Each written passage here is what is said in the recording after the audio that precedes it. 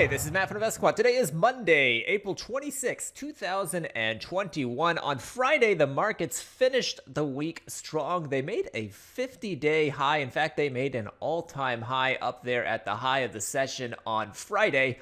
And here we are on Monday with a quiet open shaping up here as we approach the open. So we're going to look at a pattern like that as we dig in to discover this morning using all four instruments. The setup we're going to be using is based upon entering the market long at 9:30 a.m. Eastern Time, exiting at the close, which is 4:15 p.m. Eastern Time.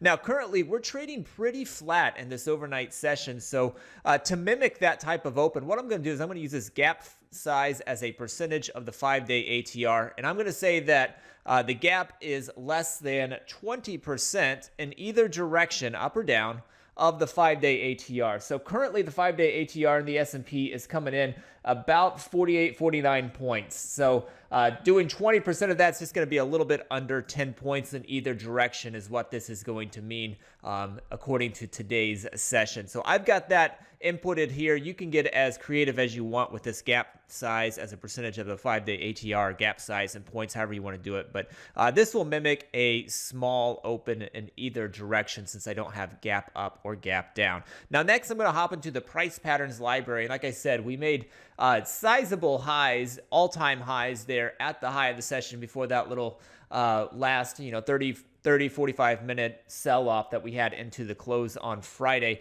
So what I'm going to do is say that the high of the session on Friday was the highest high of the past 50 days. And I'm going to grab that from the active today section. If I go to the new highs down near the low, day after the highest high of the past 50 days, that'll add that pattern to the test. Next, I'm going to go into indicators.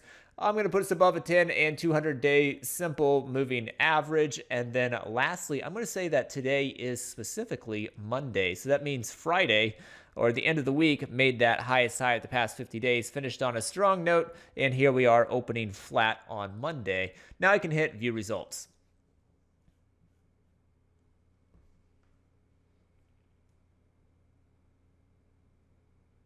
And here we go. These are the results based upon entering the market long at the open of regular trading hours, which is 9:30 a.m. Eastern Time, exiting at the close of regular trading hours, which is 4:15 p.m. Eastern Time.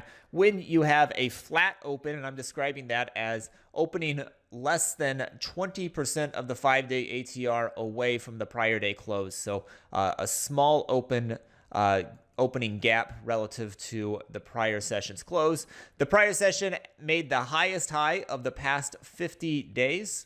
And today is Monday. You're in a bull market environment. Historically, we've got 76 samples of the S&P dating back to 2003. The Nasdaq's coming in at 82, 75 for the Dow, 62 for the Russell. Win rates on these for the S&P coming in 61%. That's the strongest of the four instruments there, the S&P. The NASDAQ, 56%. The Dow, the weakest of the group, 47%.